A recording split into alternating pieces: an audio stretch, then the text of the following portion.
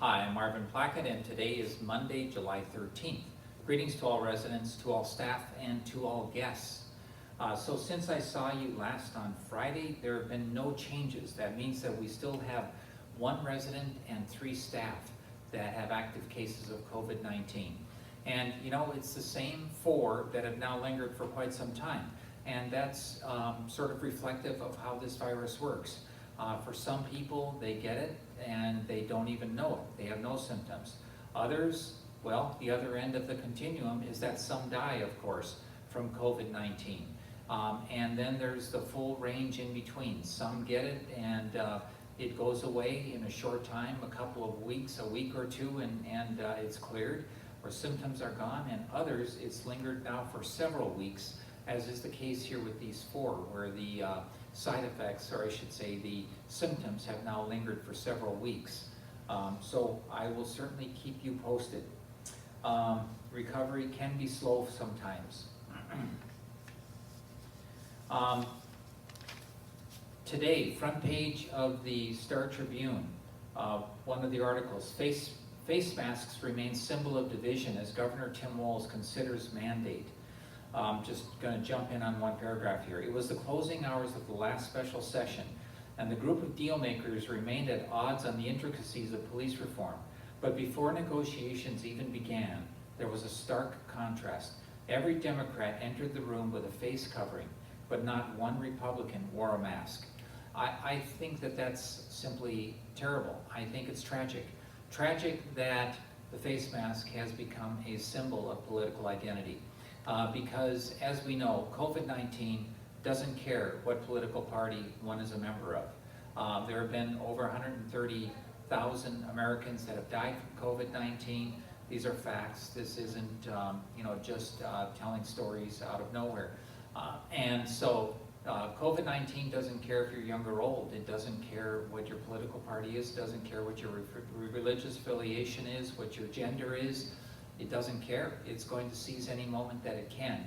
So it's really sad, in my opinion, really tragic, that here that symbolism that occurred in this meeting at the Capitol, where the Democrats all had masks and the Republicans, none of them did. Again, this thing of political identity.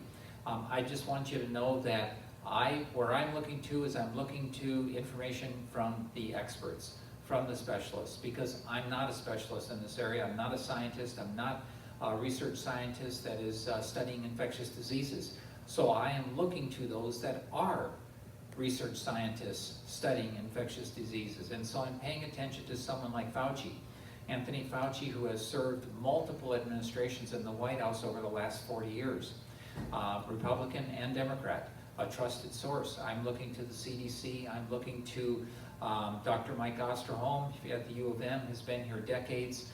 Again, a research scientist in this area.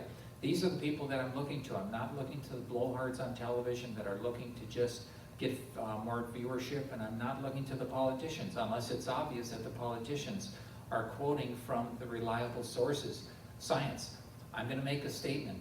I believe in science. I hope that's not controversial. I think some people might view it that way, but I'm just telling you that I believe in science, and I believe in listening to the scientists in this area, and of course in every other area when it comes to the issues that are at hand. But right now we're talking about COVID-19. So just to let you know that I do find this very unfortunate. I find it tragic that there's a certain alienation occurring over something that doesn't care how short we are, or how tall we are, or what political affiliation we have, et cetera, et cetera, et cetera. The point is, we need to be vigilant, because the COVID-19 virus will seize the moment if it can. So what do we need to do? What's our best remedy? What is the best avenue that we have to stay safe? It is social distancing and wearing face masks. That's the most important things that we can do. That's what the specialists tell us. That's what the science is telling us. Another article from this morning's New York Times. Man 30 dies after attending a COVID party, Texas hospital says. A 30-year-old man who believed the coronavirus was a hoax and attended a COVID party, died after being infected with the virus, according to a Texas hospital. Dr. Appleby said the man had told his nurse that he attended a COVID party just before he died. She said the patient told his nurse, "I think I made a mistake. I thought this was a hoax, but it's not." So again, just reinforcing the point, this person is 30 years old. He really did catch the virus. It's really not a hoax. And so I strongly encourage all of us to pay attention to the science. Social distancing, wearing a face mask, that's our best protection. And that requires vigilance from all of us. We're in this together, right? You need to be protecting me, I need to be protecting you, and we need to all be protecting one another, our neighbors, our friends, our loved ones. So remain vigilant. Thank you so much for your cooperation. And if you see someone that isn't cooperating, politely remind them of the importance of these matters, of social distancing and wearing a face mask. Hand washing.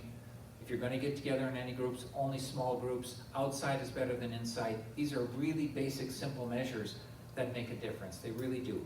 Take care, everyone. And now for some closing words from Kristen Aitchison. See you tomorrow at 1:30. Thank you, Marvin. Well, I'm here to give you a few reminders. We have a lot going on this week.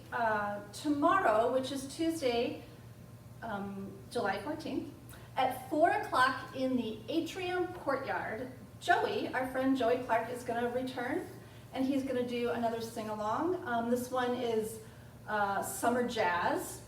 And what's wonderful about this, we have an additional small group of people that are coming that will be outside. They're from the Collide Theatrical Dance Company, and they're going to do some dance, swinging back and forth with the jazz music.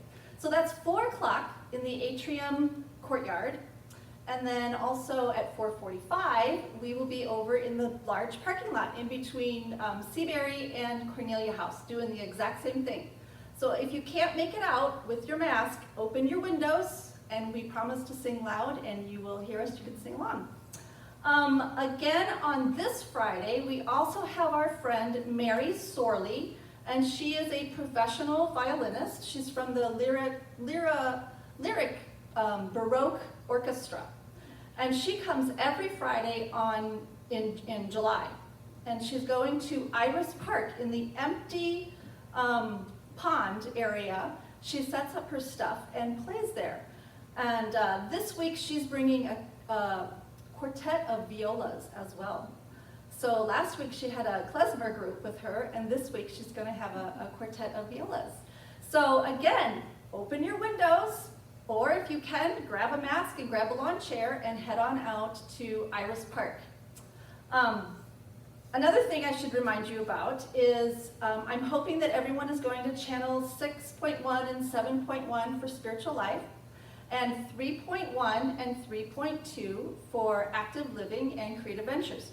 And 3.2 is the schedule, and 3.1 is the actual programming. So Julie and I have combined and done a lot of exercising and theatrics. There's lots of theater programs, there's musical programs, there's orchestral programs, there's lots of education on that channel as well. So we hope that you tune into those channels.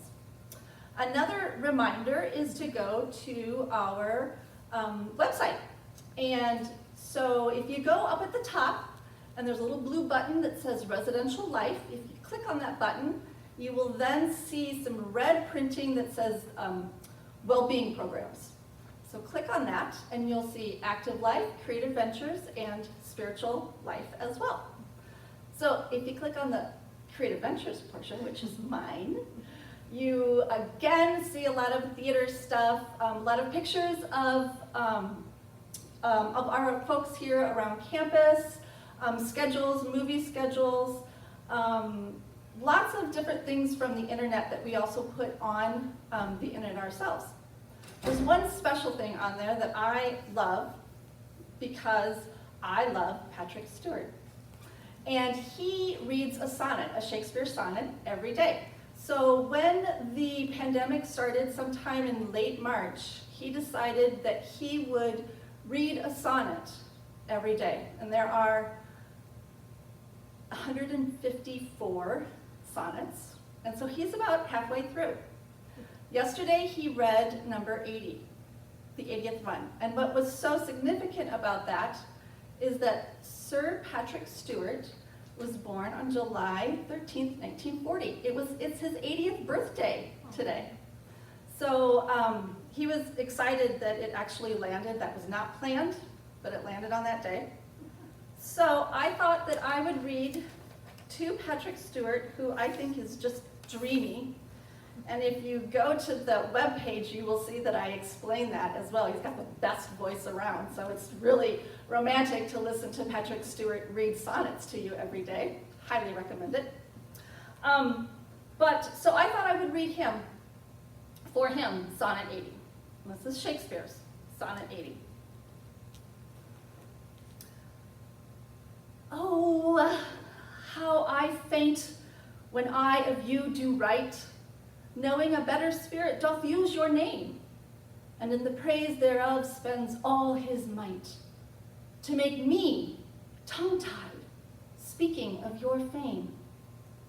But since your worth, wide as the ocean is, the humble as the proudest sail doth bear, my saucy bark, inferior far to his, on your broad main doth wilfully appear. Your shallowest help will hold me up afloat, while he doth upon your soundless deep doth ride, or being wracked, I am a worthless boat. He of tall building and of goodly pride. Then if he strive, and I be cast away, the worst was this: my love was my decay. Happy birthday, Sir Patrick Stewart. Bye-bye.